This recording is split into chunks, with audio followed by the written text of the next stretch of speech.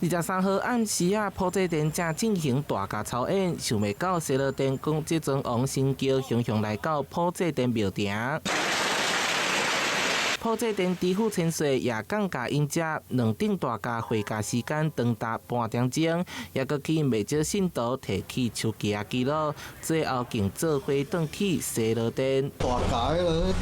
算作正常的代志了。那是恁外口的人帶烏白風，毋知風什麼意思，我嘛毋知。講一句話實在，新昌新絕對是無安啦。我本身也常人也無安咯，咱照片照片爾，無什麼，咱永遠攏無常識，攏無歹，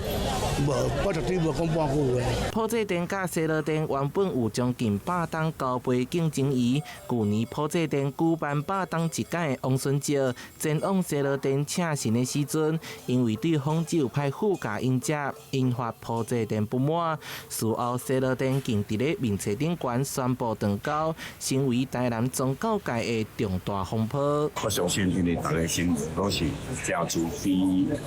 所以人的這些作為，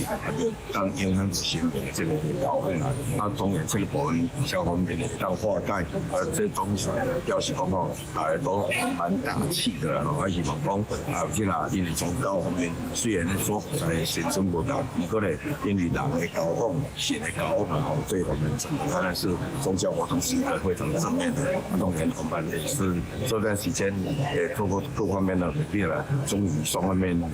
盡釋前嫌。兩間廟過去一檔關係相當敏感，這場回家奉信徒講是100檔交情恢復，心明真單純，複雜的是人。副市長江凌峰也表示講，本地就無啥物親像大婚，希望宗教界會當好好相處。台南新聞社會採訪報道。